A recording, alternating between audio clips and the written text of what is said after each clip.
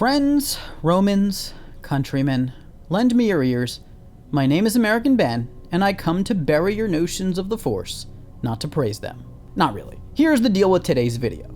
I've had this script lying around for a while. I think I wrote it about a year ago in a bit of a spontaneous furor. Amidst my daily ponderings, I somehow got to thinking about the nature of the Force in Star Wars, and so I hastily wrote my thoughts down before I could be slipped of them. However, about 3/4 of the way through putting my thoughts to Word document, the script in progress began to feel a little bit long and unwieldy. Its focus wasn't narrow enough, and much of its exposition needed refining, which was rather hard to attempt after my passion for the subject matter had petered out. Yeah, my mind is a hell of an ADD-tinged thrill ride. Thus, I abandoned my plans for this video. But the other day I had a sudden urge to revisit the unfinished script, and when I did, I determined that while, yeah, a lot of the thinking it contains is raw and perhaps not reflective of my current views, it also does possess some ideas worth sharing and exploring. And so I spent a little while touching it up and said, hey, let's just put it out there. I don't feel like writing a whole new script today anyway. AKA the real reason an unwanted script sometimes ends up making it into production. At this point in my life, I really don't like to put thoughts out there which I haven't carefully considered. I'd rather just say nothing, but alas, I'm gonna do so this one time. What I ask of you is that, if possible, don't just sit there with your eyes glued to the screen for the course of the video. I'd prefer this one to be digested while comfortable. Sit back, turn off the lights, or close your eyes and try to listen closely, because we're going to touch on many broad and complicated ideas which I'm not sure I've taken the requisite time to hash out as clearly as possible. I will try to speak in a well-paced and pleasing manner, though you should already be thankful I'm hiding my hideous visage from you. Without further ado, let's begin today's video. Light, dark, good old Georgie boy couldn't really have made it any easier for us, could he? Organic life sundered by the call of opposing moral ethics. Turn to the light and embrace humanity, goodness, reason. Turn to the dark and entreat power, evil, emotion be thy captor. With every choice, the inhabitants of the universe move in one direction or another on a spectrum composed of the living force. On one end, the dark side. On the other, the light. And the living force, that essence of life, together with the whole of the universe, amalgamates into the cosmic force, that which connects everything, the light, the dark, the in-between. I'm not entirely sure that when George Lucas, first of his name, father of the Green One, doomsday prophesizer, devised the story of the galaxy, that he intended the idea of the Force to be interpreted with more than a passing thought, let alone a thorough examination. That said, the world he built allows for us to perform a rather deep exegesis, one that extrapolates a philosophy beyond perhaps what Lucas intended to be gleaned from his work. For the thoughts that humans share contain within them meanings beyond their original purpose. Observations or assumptions about reality are endemic to almost every idea, and the Force is no different. And so today I seek to explain the Force from my perspective. What does it mean to be of the light side or the dark? I'd propose, somewhat broadly, that this spectrum of energy and the distribution of justice on it is more complicated than is oft suggested. That said, I want to make it very clear that this video is going to feature a somewhat reductive argument. You may be inclined to call it an extensive analysis, but the truth is that every question I raise in this video allows for a further line of questioning that could continue for hour upon hour. And furthermore, this very video is acutely flawed because I'm performing its narrative alone, sans disputation, and so I ask that at the end of the video, while grappling with the concepts I present herein, that you ask the most challenging questions possible, so that a purer version of knowledge may emerge beyond the scope of my exposition. Now, we must begin this conversation by talking about emotion. I think we like to assume that the dark side is defined by what we typically call negative emotions, and that the light side is defined by what we would then label positive emotions. The dark is consumed with hate and anger, and the light filled with love and compassion. And it doesn't help that canonical evidence has advanced this idea to some degree. Search your feelings, Father. You can't do this. I feel the conflict within you. Let go of your hate. But despite there being proof that emotions are divided between light and dark in the tangible way I just suggested, I assert this evidence to be contradictory to the larger truth, which is that the dark side has monopoly over emotion, whether positive or negative. Love and hate are both elements of the dark side. As we know, the dark side encourages its adherents to embrace their anger. Now, release your anger. Only your hatred can destroy me. The most obvious emotional manipulation the dark side engages in revolves around anger, fear, and hate. But the dark side also uses love as a tool, and one may say, even joy. We tend to think of emotions as distinct because we assign individual feelings different words. But the truth is that they are all related, chemically speaking, and all can be destructive and constructive in a similar way. Anakin loved his mother so very much. His love led to fear of the pain that would come where his mother hurt. And fear thus led to anger at the sight of his dying mother who had been tortured by the Tusken Raiders. Anger then led to hate, and hate led to a thirst for vengeance, which led to violence as Anakin slew the Raiders. It's much more appropriate to say that the dark side encourages an embrace of all emotion, and that dark side urges exist within us all. We are all vulnerable to giving into our emotions and to acting without restraint because of any given emotion. Now, why does the dark side embrace emotion? Well, my first impulse is to say that they want people to overcome reason and thus act irrationally. However, after a bit of thought, I'm not so sure we can say that both followers of the light and dark don't exercise reason at times, or perhaps even at all times. I think the safest play I can make in this regard is to say that the dark side embraces emotion because it is a tool that can spur someone to passion and to act on such passion.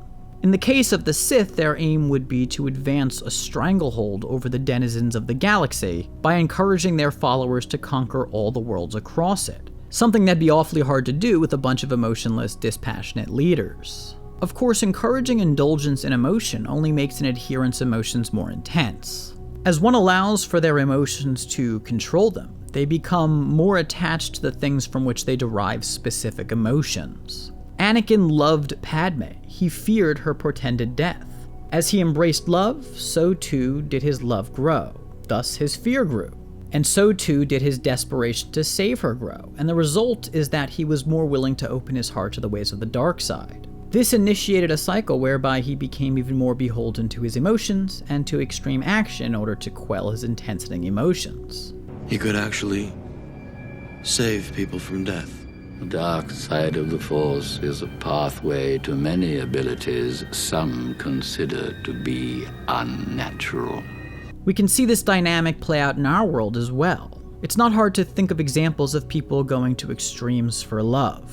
A person will often become attached to someone else through the cultivation of love for that person. This cultivation leads to greater attachment, which leads to greater anger and pain due to the inevitable suffering the loved person faces in life. If Anakin had not given in to love, he might have remained strong with the light side of the Force at the expense of Padme. After all, he almost did this during the Clone Wars. He left her behind for the sake of the larger mission. It's the dark side that says, no, you can save the people you love if you give in to us. Give yourself to the dark side. It is the only way you can save your friends. This is a manipulation of emotion and attachment. The vanguards of the light, on the other hand, do not say embrace love. The Jedi Code is most typically recorded as follows. There is no emotion. There is peace. There is no ignorance. There is knowledge. There is no passion. There is serenity. There is no chaos. There is harmony. There is no death. There is the Force. The crux of the light side's credo is to reject emotional attachment, especially to the material world, that one might avoid rash action, even if rash action, mind you, would be reasonable. The light side wants that one will not seek power or vengeance, or any end that is proposed by one's council of emotions. Actually, one reading of their code implies that it kind of just advocates for inaction and restraint, though I have to be careful here because defining inaction is difficult. I'm perhaps just better off saying that the Jedi Code promotes the avoidance of rash action or aggressive action, rather than inaction. The Jedi, those who we perhaps could call the vanguards of the light, ideally do not get angry about suffering and injustice. They do not seek vengeance simply because of a wrong done to a loved one. There is no such claim on the side of the light that an adherent will not experience pain or loss or inequity. A Jedi must divorce himself from his passion. I think that this is where many would say, okay, but a Jedi must also choose his actions according to what is best for all, and that there's a distinctly utilitarian ethic to the Jedi. But what's to say that there's no utilitarian agenda to the Empire? There may not be, given the lust for power displayed by its heads of state, but one could make an argument that the galaxy is better organized under the Empire, and thus, despite all of its tyranny, ultimately everyone ends up better off than they would have been under the Republic, and that this end is the aim of dark side leaders. If the difference between dark side rule and light side rule is the difference between existence versus extinction, then really any rule or policy that advances the former can be justified. So the Jedi may tell you that they choose their actions based on principles which will supposedly lead to the best outcomes for the most people, but everyone would probably claim this. To me, the more tried and tested statement is to simply say that the Jedi, and by extension the light side, at least in theory, are more about just letting things be. The Jedi accept that life is filled with all sorts of experiences, both pleasurable and not. In ancient times, there existed in the galaxy a group known as the Anchorite sect. The Anchorites were affiliated with the Jedi Order, and they believed that suffering was the basis of life, and in a way embraced pain. A revered Anchorite leader named Kolob actually operated an orphanage on Jakku and treated the orphans there harshly in order to convey this message to them that the essence of life is suffering. Now, I don't pretend that the Anchorites are representative of the views of the majority of the Jedi, but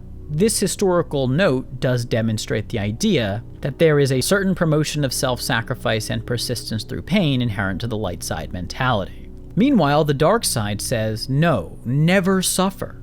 Do anything you have to avoid pain. Think of how this informs the behaviors of either side. The light almost seems to operate with the mentality that the rewards for suffering come sometime after mortal life. Thus, restrain yourself. Be stoic in the face of adversity, for there is much to gain beyond this world. Death is a natural part of life. Rejoice for those around you who transform into the Force. Mourn them do not. Miss them do not. On the other hand, the dark side says, no, life itself must be good. Thus, you must fix things now so that physical life is enjoyable. There is a deeper thought here too. The Jedi are acutely aware of the impermanence of life, and because of this impermanence, everything that takes place within life is thus rather trivial, and the implications of any certain action, including wrongdoings, are much less significant. This is really why Yoda says, Fear is the path to the dark side. Fear leads to anger. Anger leads to hate. Hate leads to suffering. The end result of attachment is suffering. Enlightenment about the smallness of material life is a release from suffering, because all of the experiences that cause pain become unimportant given such a philosophy, one that includes a belief in the afterlife. It's hard to watch Padme crumble under Anakin's turn to madness. Here was this caring, decent person who watched powerlessly as the man she loved slipped away into the darkness. Yes, Anakin embraced the dark side, but in a way, so too did Padme, as she let her emotions take control of her. Now, I don't belittle her struggle at all. Actually, on the contrary, I acknowledge how tragic it was. An innocent soul betrothed to pain by a universe indifferent to her suffering. And oh, how she suffered until her untimely death, which came to pass without her loved one by her side. The experience of helplessly watching a loved one's mind deteriorate is a peerless agony that so many have lived through.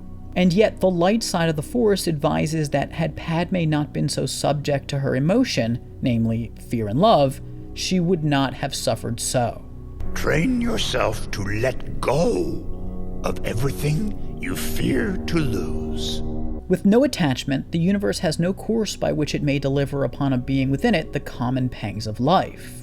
Another way in which we can think about the light side versus dark side dynamic is by suggesting that the light side is not compatible with survival. Rather, it's compatible with salvation. No longer certain that one ever does win a war. I am. For in fighting the battles, the bloodshed, already lost we have. The Jedi appeal to the idea that there is a higher call for those of their order, that restraint is a philosophy transcendent of one's animalistic tendencies. Bearing the brutality of the world without responding with brutality is virtuous. Obi-Wan died rather willingly for the sake of the Republic. The light side does not enhance one's safety or provide that its adherents should prosper. Rather, in promoting the rejection of attachment and thus embracing stoicism in the face of transgressions against one's own person, the follower of the light actually endangers himself. Kylo Ren died not long after his shift to the light side, where had he continued to embrace his anger, he might have been all the more powerful and well protected. To answer power with power. The Jedi way, this is not. In this war, a danger there is of losing who we are. The Jedi are willing to pay the price for not giving themselves to the power of the dark side. And thus we must again ask, is their philosophy one that is compatible with survival? On the other hand, the dark side very much believes in crushing one's enemies. Can it be done? He will join us or die, Master.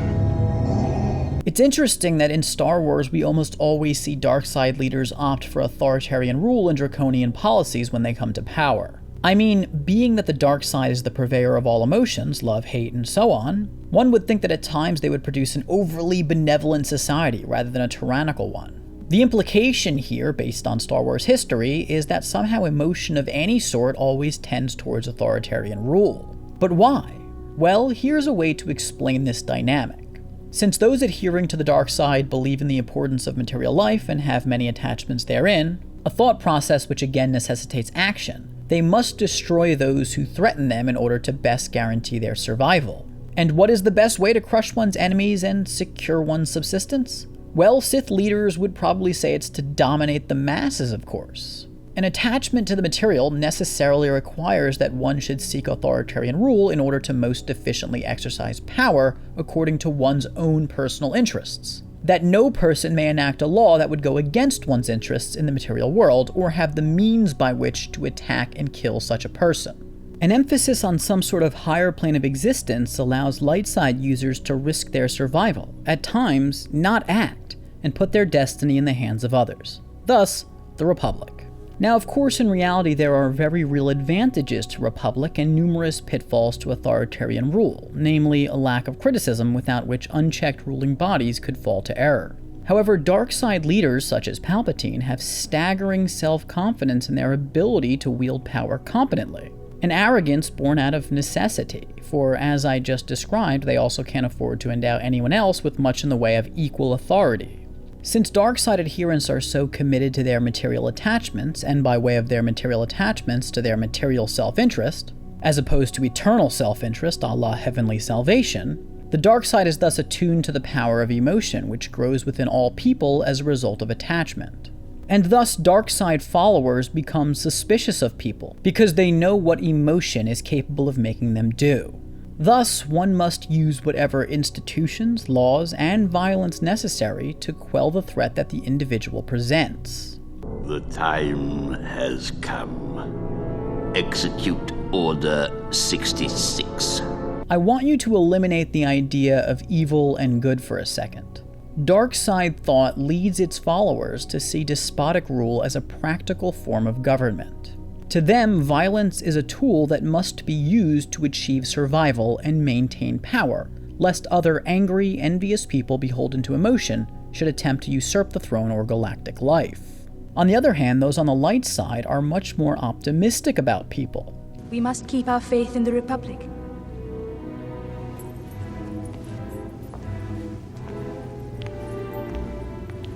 The day we stop believing democracy can work is the day we lose it. But why? Well, it's hard to make generalizations about all people on the light side. That kind of encompasses a large group. But at least when it comes to the Jedi, I don't think that they trust people due directly to some bylaw in their code. I think their code simply leaves them neutral in respect to their philosophy about people. For instance, to me, the reason the Jedi opt for Republican government is because they can afford to give people a stake in ruling bodies, being that the Jedi are theoretically undesirous of power, or even complete security. They don't seek to rid existence of all threats that come their way because they have no attachments to physical life. Now, I want to talk about power versus restraint some more. The question between the light and dark is fundamentally a question about how to wield power. Dark side followers seek ultimate power.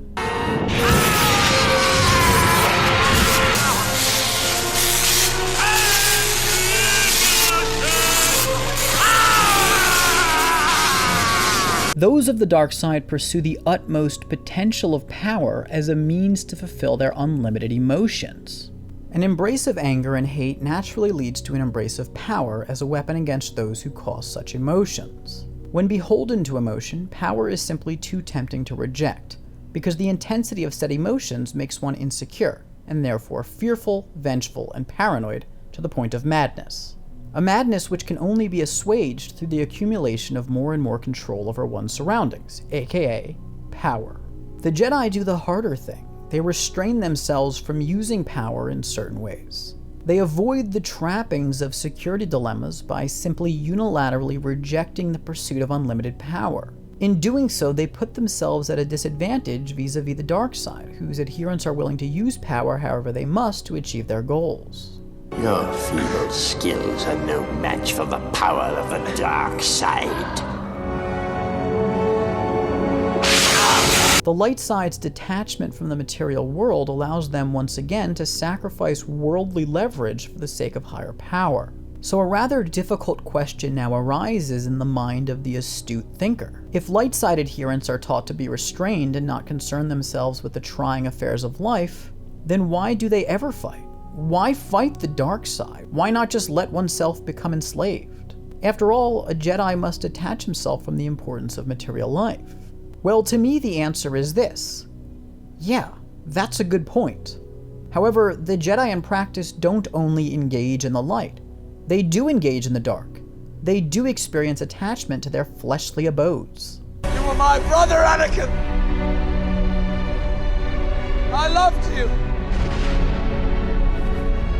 They are subject to love and all emotion. They don't reach their ideal state of being because it's a bit extreme and runs counter to human impulse. More specifically, their code is a bit nonsensical. If you recall, one line from it reads, "There is no emotion, there is peace." And another reads, "There is no chaos, there is harmony." But what happens when there isn't peace or harmony? Well, then they have to attempt to restore what's missing. And how do they restore it? Well, through action, even violent action if necessary, which of course makes them break from their commitment to restraint, to not answer power with power, and to train themselves to let go of everything they fear to lose. The desire for peace should be one of those things they're willing to let go of. Even if the code contains a deeper meaning than what I'm inferring, and doesn't intend to suggest that there isn't literally no chaos or emotion in reality, all it takes is one adherent's misinterpretation of this confusing mantra for things to go awry. Thus, in part because of the trouble with the wording of their code, the Jedi end up doing things like assigning Anakin the task of spying on Chancellor Palpatine, something that Anakin felt went against the Jedi Code. Indeed, I'm not sure a strict reading of the code allows for such a mission to be carried out. However, the Jedi ordered it to be fulfilled anyway because there's a practicality to them. And it's the Jedi themselves who at times bolster the forces of dark. By betraying their code, the Jedi made Anakin less inclined to buy into the code's legitimacy, to believe in it, and it thus became easier for him to shift to the dark side, having lost his faith in the sincerity of the light side gospel. I have to admit, my trust in them has been shaken. Why? They asked you to do something that made you feel dishonest, didn't they? Or what about when Luke tried to kill Ben Solo? He would probably claim that Ben was a bad apple. But did his very actions here not provide the means for dark side advocates to pull Ben towards their ways? Furthermore, was Luke on the light side or the dark side when he did this? Was he acting according to the dark by giving into his fear, or in line with the light by very reasonably believing that removing a potential danger from the galaxy would benefit the life within it? I suppose the affiliation of some actions are unclear. This is the true balance in the Force. The Force is spectral, and everyone has a mix of light and dark within. If you're not with me, then you're my enemy. Only a Sith deals in absolutes. This is one of the most revelatory quotes in Star Wars. Why? Well, of course, because the idea contained within the line is an absolute. Clearly, the Jedi also deal in absolutes. Everyone does at times, but the important point here is that perhaps the Jedi aren't as dedicated to the ways of the light as they think they are. Moreover, the battle between light and dark doesn't only take place between one person or party and another. It takes place within every individual unto eternity. Society, yes, the Republic too, is awash in both dark and light forces, and the balance between the two prevents a complete embrace of either side, and the extreme outcomes that would result given an absolute victory for light or dark. It's easy to imagine a world overrun by dark side thinking, but what about one ruled over by absolutist light side forces? Adventure. Excitement. A Jedi craves not these things. There'd be no ambition, no selfishness, no ego, no emotion, no desires, and none of the progress, invention, and enjoyment that comes with such things. We'd all just be sitting in the grass and meditating. And hey, maybe that's desirable considering what you believe to be the overarching purpose for life. But if part of that purpose is technological achievement, interstellar travel, and overcoming the inevitability of death, then well, I can't advise you to support an absolutely light side world. So then, American Ben, are you saying that there are no heroes or villains in the galaxy? That there is no right and wrong? Well, no, though I'm not making any assured conclusions in that regard, because I'd prefer to save that conversation for another video. That said, my first instinct would be to say that yes, Luke and the Jedi are the good guys in Star Wars, fine. However, this is not because the dark side philosophy has no merit. It's more so because the struggle between the light side and dark is a reflection of an ever-changing dynamic. The Jedi are good in Star Wars because in the time its story takes place, the power balance favors the dark side, whose forces wield incredible power. If that power balance were to shift too far to the light, though, surely the adherents of the dark side could become the forces of good. It'd be rather nonsensical for someone to declare themselves of one static political philosophy no matter the time, place, or circumstance. One's politics should ideally shift in relation to one's surroundings. If the government is too big and powerful, then one should perhaps support divesting its power back to the people and cutting down the bureaucracy. If the government is too small and weak, then perhaps one should support bulking it up in order to maintain the fabric of the kingdom. Of course, projecting how events will unfold and power will shift moving forward also should factor into one's leanings. Now, this may be a pretty simplistic summation of how to form a political philosophy, but I think it does enough to highlight how both dark and light could be just causes in different settings. I'll never turn to the dark side. You failed, Your Highness. I am a Jedi. So was Luke thus unwise here to aver that he'd never turn to the dark no matter what? Well, no, because I think what he actually meant to say is, I'll never embrace the dark side in the extreme way that you and other Sith Lords do, Palpatine. Clearly there were times when Luke too struggled with anger, rage, and other dark side sentiments. And those of you who know Star Wars lore may of course also be aware that there is a historical basis for the claims I'm making about the Force, specifically in regards to both sides being necessary to cultivate. The precursor to the Jedi Order, an ancient organization known as the Jedi Order, native to the planet Tython located in the galaxy's deep core, espoused a much more balanced philosophy of the Force. Its members literally practiced both sides of it. The Jedi viewed the Force as three aspects of a whole: the Ashla, aka the light, the Bogan, aka the dark, and the Bendu, aka balance. This philosophy was derived somewhat naturally from observing two moons which orbited Tython. One, the eponymous Ashla, which was covered in light, and the other, the eponymous Bogan, which was blanketed in darkness. The Jedi believed that members of their order who veered too far towards either the light or dark had gone astray, and thus exiled such adherents to the moon opposite of their leaning to meditate until they returned to balance. I really appreciate this aspect of Star Wars lore. I am very intrigued by the idea that the philosophy of the Jedi we've come to know and love was a distortion of the original tenets of the Jedi Order, whose code was much different than the Jedi's. Quote, "There is no ignorance, there is knowledge. There is no fear, there is power. I am the heart of the Force.